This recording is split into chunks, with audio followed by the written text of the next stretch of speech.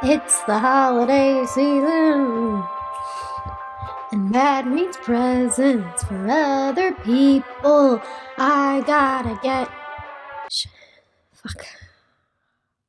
It's winter time. It's the holiday season, and that means mostly Christmas, because what's religious freedom if it's not only Christianity, right? Now, I'm not religious, nor is that what this video is about, but I do celebrate Christmas, and I do enjoy all the things that Christmas brings, like movies and music, the two big M's. And today, we're gonna talk about one of those M's, but which one? Well, now that I'm actually thinking about it, it's kind of both, because it's a movie based off music, or more technically, just a single line from a song, and the whole plot revolves around mishearing it and thinking it's about them. That's like if someone was listening to Tiny Dancer by Elton John and just thought that they now have to get a bear hug from the guy from Who's the Boss. And not just any someone, a dog that is voiced by Drew Barrymore. All of the other reindeer. Yes, I will say the classic line. I love this movie growing up, so obviously it has a soft place in my heart for me, but that doesn't mean I still can't dump on it a little, right? So right off the gate, I find out it's not an M based off an M, it's an M based on a B based on an M. Huh. Also, right away we notice that the animation is a little... Yeah... What budget was this movie? I don't know. I couldn't find it anywhere. And now I'm upset. Let's just get back to the movie, I guess. All of the dogs start singing about why they love Christmas. I love Valentine's Day. And I keep going back and forth about this animation because the art style looks like it's from the book, which I never read, hence my surprise when I read that beginning. But you also said you loved this movie as a kid. Yes, but it wasn't until film school made me appreciate reading credits that I actually read the credits. But then we have characters like this. Ugh, and I'm like, why? Olive notices a nice little mice family struggling with their tree, so her idea is to give them a car air freshener because it smells like pine, it's the shape of a tree, and it's like the same size as them, so it's like a normal tree to a human. We are then introduced to Martini the penguin. He's your average entrepreneur selling fake watches in dark alleys to strange dogs. I'm a victim of oppressive corporate bureaucracy. He also says he came from the zoo, and I'd like to believe he's part of the penguin crew from the Madagascar franchise. But he wasn't picked to be the leader, so he left because he has that sore loser type energy. They don't miss him, but he misses them. But he'll never say. Don't make me laugh. They beg me not to go. After becoming an accomplice to the crime, Olive goes home to her low-key abusive fucking owner. Where were you, Olive? It's late. Okay, here is Olive, a caring, optimistic, bipedal talking dog. And Tim's all like, you're a dog. Be a dog. I've tried to be man's best friend by being your best friend, haven't I? Yeah, we'll get with the program, Olive, and start acting like a dog. And Olive is like, please, I don't want to fight. It's Christmas. And he's like, there's not gonna be a Christmas. And just walks away. The fucking worst? So Olive is like so bad at being a dog that she has a pet flea. And he tries to cheer her up by turning on some tunes. Dogs, do you smell your best when you're wet? Now, apparently Santa is real in this universe. It's canon, if you will. And one of his reindeer got hurt, so he might have to cancel Christmas. No! Oh, no! And okay, maybe that's why Tim was a bit grumpy before, because he loves Christmas, and Christmas might be canceled. But dude, you're a grown adult who takes their anger out on their talking dog. Fucking get your priorities in check and reevaluate yourself. Speaking of reevaluating yourself, maybe somehow we'll make do with all of the other reindeer. Fido thinks Santa said Olive the other reindeer. Did Santa just say Olive? Not all of the other reindeer, which Olive herself heard. He said maybe we'll make do with all of the other reindeer, you silly flea. But he convinces her otherwise by using her insecurities against her. That's why you're not interested in chasing cars and barking like an idiot. You're a reindeer, not a dog. That would explain a lot, but I just don't think so, Fido. Fido immediately becomes my least favorite character. Olive, I came to apologize. What did he say? I think he said, I'm ashamed of all your lies. No, unless he actually has a hearing problem, then, I don't want to seem ableist, but, he fucking just blew things for them. I mean, Tim Tim was coming in for a redemption, owning up to his mistakes, proving himself to me in my eyes, which is the most important thing. And Fido just... We can still have Christmas. Come on in the house. I'm lighting the Yule log, and there's a space for you. You can't kill my Christmas. Get out of this house. I'm getting a new dog, and I'm replacing you. Fucking Fido. Though Olive's quick response to hide when Tim was coming, knowing he was in a bad mood, tells me this might be a pattern. Uh-oh, here comes Tim. I really don't want to get yelled at again. Hide! So in that case, Olive, you deserve a little North Pole excursion getaway thing. Go, girl, have some you time. Am I reading too much into this 45-minute kid film? Maybe. So Olive is running away from her trauma, only to crash into more. Aren't you going to kick me or spray me or something? Kick her? And spray her? Excuse me? New least favorite guy in this movie. Note. All men are trash, and this movie confirms it. Breaks out into a song about why he hates Christmas because of capitalism. I mean, Santa. Christmas, bah, bug and hum. Don't hate the player, hate the game, okay? Yeah, it sucks for postal workers and delivery drivers during this time, but that's on consumerism, not Santa. Dude, Santa delivers his own presents, okay? You should like him. He probably works at the same post office as that guy from Christmas Mail because they give the same anti-Christmas vibes. You can't fly. You can't do anything. She can fucking talk. I mean, like, yeah, maybe all the animals can talk, so, like, the novelty's worn off, but then that means they're, like, fucking animals in captivity that can talk. Are, like, some animals more human than other animals, and they, like, put the other animals in the cages, and then the zoo is, like, where you can go and look at them. And you know you definitely have to pay for that zoo. You're not getting to that zoo for free, but it's okay because, you know, they're animals who may or may not can talk. Yeah. Okay, I mean, what kind of people would put other people in cells for monetary gain? Surely we would never do that. Olive makes it to the bus station and is immediately questioned why she's there. Riding or chasing? Martini happens to be there as well and weasels, or should I say penguins, his way into getting a ticket to the North Pole. The mailman from hell just assaults Olive in public and everyone's like, okay, even the talking pigs don't help. What's all this about? She's wanted for several counts of mail fraud. Olive literally has to beg Martini to help her after she helped him out 2 times. Martini! I'm innocent! I'll root for you on court TV. Help me, Martini! I helped you! So he just rolls some pens, the mail guy falls over, and they get to the bus. You owe me for those pens. Great. Thanks, guy. Olive explains to Martini why she has to go to the North Pole, and the bus driver tries to reaffirm what Santa said, but Olive is standing by this. And you know what? I'm gonna look even deeper into this because Why the fuck not? this is a great allegory for being trans. Why would you say something so controversial yet so brave? I almost hate to point out that you're a dog. I really think I am a reindeer. I've always been different than other dogs. Olive is so unsure of herself, but when she thinks about herself in a different way, she feels more of herself, and she is on a mission to be a reindeer, and I am here for the fucking ride.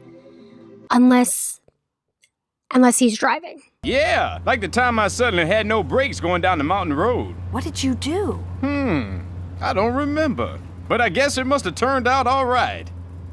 Maybe we should have taken a train. This guy fucking runs a car off the road, almost causes several accidents, but don't worry, he's taken out with a paper airplane to the ear. So I pointed out to the judge that technically it wasn't a pyramid scheme because I had... Arctic Junction! Had what? Had what? Had what? They arrive at the stop right before the North Pole and grab some food. The worst guy in the world dresses up as your typical diner waitress, and I don't even want to think about how he got that. What'll you have? Martini is the only one that, is eating another animal. The small dead fish sampler. Technically, Olive orders a bone. The bone. Dressing on the side, please. I don't know where that bone came from, but the fish that's now dead fish, was that once a talking fish? Fried candy cane sounds gross, though. I'll try the deep fried candy cane. News breaks that Santa is for sure canceling Christmas and everyone is bummed, but Olive tries to brighten their day and explains that she is the replacement reindeer. I'm the other reindeer. And no one gives a fuck. What's the matter? Haven't you people ever seen a small dog-like reindeer before? Olive! Olive! Props to them. We stand an ally. Martini, I can tell you're being performative, but I'll accept it in the moment. Olive's is such a naive, innocent little bean that she falls for this obvious trap. You're Olive the other reindeer? Santa's looking for you. He's out in the parking lot. He wants to give you a flying test. Oh boy, my big moment. Santa? Santa couldn't make it, but I'll let him know you failed the test. If I had a nickel for every time Drew Barrymore voiced a dog that got kidnapped, I'd have 2 nickels. Which isn't a lot, but it's weird that it happened twice, right? I did chuckle at the label. As a film buff, I do appreciate a meta Deus Ex Machina joke. Hey, don't tamper with the mail. It's a federal offense. Don't you fucking dare with your federal offense, Mr. Kidnapper, Stalker, Manslaughter, Probably Murder, and Frauder too. Like stolen identity, dude, the list goes on. The package, though, had a file in it, and she uses that to get out. So she tries to get the bus's attention, but it doesn't work, and girl, I fucking feel that. Once in 6th grade, I couldn't for the life of me get my locker open. Finally, I did, making me super late to catch my bus. So I ran in between these buses to try and catch it, slapping on my bus, yelling at it for it to stop. Thankfully it did. No, I did not become Spider-Man after, or did I? That's me. Anyway, Olive reconnects with Martini and Rich Stans, from the pledge. I just called the Postal Service to complain about that postman. Guess what? I got their voicemail. Oh no, not their voicemail? And I'm assuming late at night on Christmas Eve and no one is there to answer your call about how a criminal is working for them?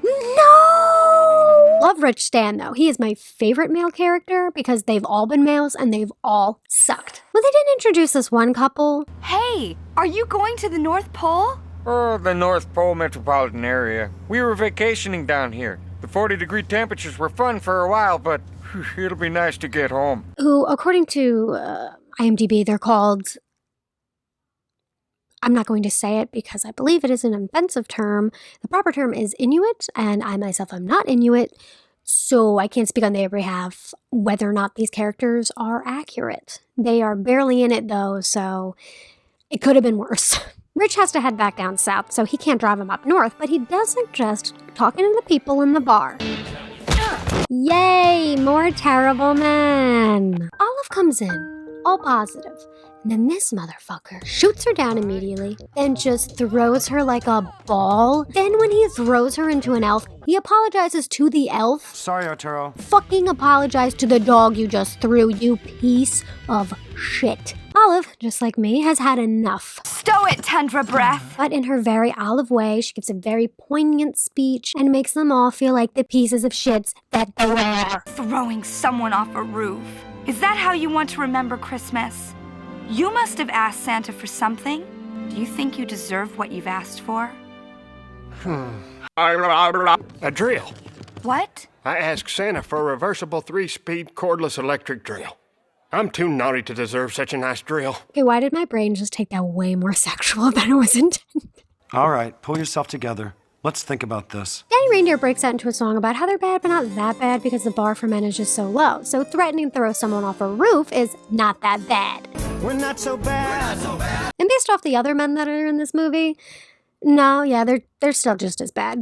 It's bad, hashtag hold men accountable. I really went into this thinking it was going to be like a ha, silly movie. But now I am so charged with feminist energy, and we are only halfway through this, and by how things are going, by the end of this, I might be so filled with rage that I can transcend space and time and transport myself to the Supreme Court and destroy anyone and everyone that wants to overturn Roe v. Wade. Because I can. So they have this joke going on where people's names are common mishearings of things. So Rich Stans, the pledge. I used to think the Pledge of Allegiance was about me, Richard Stans. It's not? Now Round John Virgins. Oh, like in the Silent Night song. I don't know what you're talking about. So it's fun to try and run through them really quick in your mind to see if you can hear it where it's supposed to be. And man, it's a Laurel Yanny situation all over again. I pledge allegiance to the flag of the United States of America and to the republic for which it stands, one nation.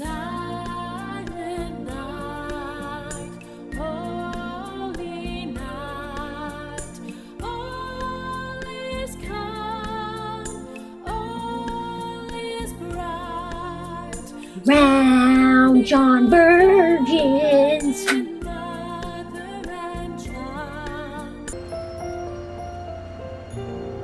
Okay, but the fact that Santa's workshop has a menorah?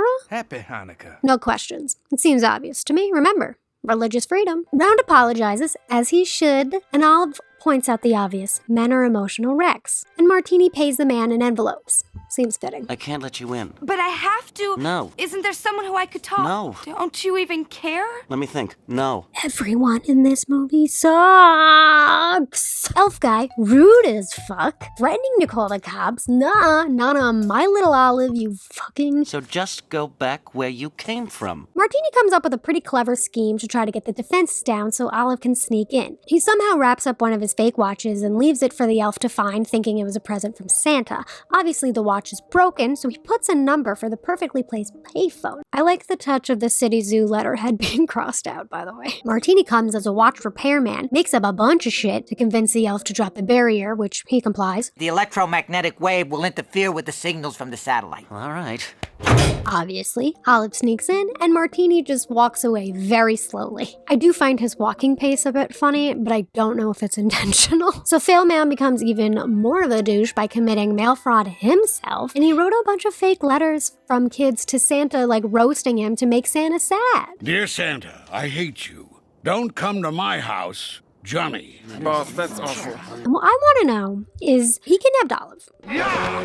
Put her in the back of his car so she wouldn't get to the North Pole. Neither rain nor snow, etc., will keep me from keeping you from the North Pole and saving Christmas. But he drove there. Like, does he still think she's in the back of the car? Or, like, she low-key should have just stayed then. She would have gotten a ride there and then, like, could have just jumped out when he left. Whatever. Santa's like, can we just do like 7 reindeer? And the reindeer are like, no, all of us or we die. He debates the option, but then steps back because the fake letters make him think that the kids hate him. Lose some weight and get a real job. Olive comes running in and saves the day and lifts their spirits because she's fucking Olive and she's great. At first, Santa's like, I don't know. And she pulls the old, do you have a choice? Well, can you fly, Olive? Can you afford not to find out? Well, now. Yep, that can just confirm it. He had no idea she left the truck. Why did he drive here? Why would you take her there? You're so dumb. I hate you. You're so dumb, and I hate you. Not housebroken, not to my knowledge. She is housebroken. Why are they always concerned with where they pee? Lift-off time, and she fucking nails it. I flap at her ears just like a reindeer would. Woohoo! Yeah! What's this? Credit card offers? Catalogs? Sweepstakes mailing? They didn't check the bag. They didn't check the bag before they left the fuck. I got all the toys. Dude. Post Leave Me Alone kidnaps Martini and it reveals that he's been a bad boy since he was like 5. That was the year Santa started putting me on his naughty list. He didn't cut me any slack, so I'm not cutting him any slack. Which is a weird flex, but okay. Because Olive is ADAB, a sign dog at birth, she has a great sense of smell, so she smells the bag and puts together it was the postman. Wow. You have a bunch of junk mail instead of toys? Who could have done this? The mailman? Who's been literally trying to stop us the entire time? Who would have guessed? And I know it's, for also tracking the scent of the scumbag. It's just, it was kind of fucking obvious. But dude, when they find the postman, this scene, unironically, is madly entertaining and intense. The music. Martini trying to get the Jack-in-the-Box open. Olive and the mail dude fighting while he's driving with like 1 foot and like somehow still has his foot on the gas. Like, I don't know, but it was very enthralling. Martini is free, they get the presents, Olive has her wings, and everything is looking up. Cue song. The Pope is a Philly fan. Okay. I don't know what that implies, actually. I have no concept of the Philly team. I just know the logo. I think it's a baseball team, and their mascot's like a green monster guy thing. Yeah, but nothing else. Same for the Pope. All I know is he's a baseball team and his mascot's a green monster guy. So in Tokyo, they have Godzilla and a big Martian man.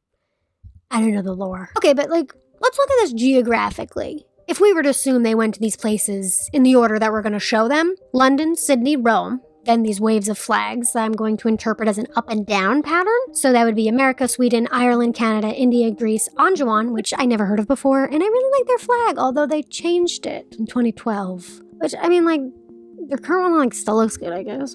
Then Mexico, then South Africa. And then we go to Tokyo, then Paris. Santa said he was running behind. But we're way behind schedule. If you followed that way of travel, you would be wasting so much time going back and forth. So, like, if it were me, I'd do, let's see, coming from the North Pole, probably Sweden, London, Ireland, Paris, Rome, Greece, South Africa, Anjouan, India, Sydney, Tokyo, Mexico, America, then Canada. And did I spend way too much time thinking about the best route?